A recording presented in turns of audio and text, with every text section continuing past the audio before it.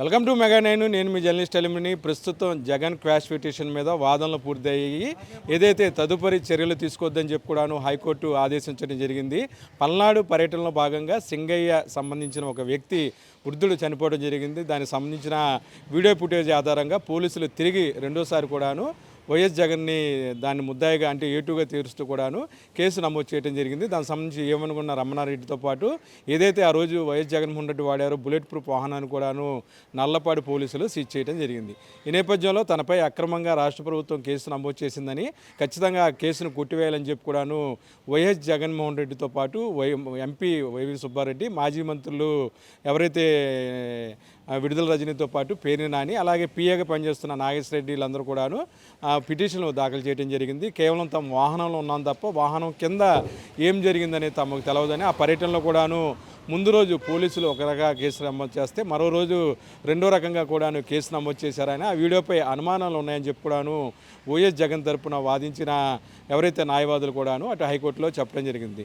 అయితే వరుస క్వాష్ పిటిషన్లన్నీ కూడాను కలిపి ఈరోజు విచారణకి హైకోర్టులో విచారణ వచ్చిన సందర్భంగా ఈరోజు ప్రభుత్వం తరపున లూద్రా తన వాదనలు వినిపించారు. ఇంకా మరికొంత సమయం ఇస్తే దీనికి సంబంధించిన ఆధారాలన్నీ కూడా చూపెడతాం. ఖచ్చితంగా వైఎస్ జగన్మోహన్ రెడ్డి వాడిన వాహనం ద్వారానే సింగయ్య చనిపోయాడని చెప్పి కూడాను లూద్రా హైకోర్టులో తన వాదనలు వినిపించారు. ఈ నేపథ్యంలో కొంత సమయం అడిగిన నేపథ్యంలో మంగళవారానికి కేసును వాయిదా వేస్తూ కూడాను హైకోర్టు ఆ తీర్పు ఇవ్వటం జరిగింది. అప్పటి వరకు కూడాను ఎవరైతే ఐదుగురు ఉన్నారో అంటే వైవి సుబ్బారెడ్డి, వైఎస్ జగన్మోహన్ రెడ్డి, అలాగే వైఎస్ జగన్మోహన్ రెడ్డి పిఏ కేఎన్ఆర్తో పాటు అటు మాజీ మంత్రి విడుదల రజనీ, పేర్ని నానిలపైన ఎటువంటి చర్యలు తీసుకోవద్దని చెప్పి కూడాను హైకోర్టు ఆదేశించడం జరిగింది. ఏదేమైనా సరే పల్నాడు పర్యటన సందర్భంగా పోలీసులు వైఎస్ జగన్మోహన్ రెడ్డికి కొన్ని ఆంక్షలు విధించారు. అయినా సరే పబ్లిక్ విపరీతంగా ప్రజలు రావటం, ఆ తర్వాత జరిగిన పరిణామాల నేపథ్యంలో సింగయ్య చనిపోవడం జరిగింది. సింగయ్య చనిపోయిన రోజే పల్నాడు ఎస్పీ మీడియా సమావేశం ఏర్పాటు చేశారు. ఆ సమావేశంలో కూడాను పూర్తిగా వివరాలు వెల్లడించారు.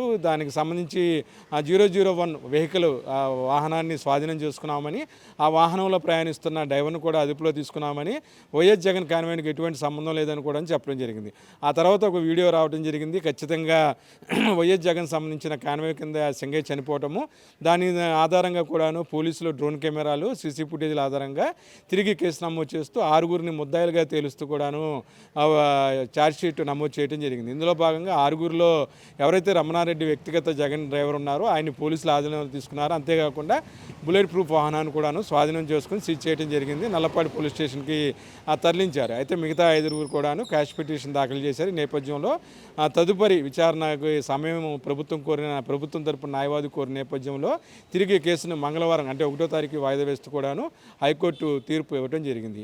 ఇది దీనికి సంబంధించిన అప్డేట్స్. కెమెరామెన్ అనిల్తో కలిసి మెగా 9 కోసం అబ్దుల్ అలీ.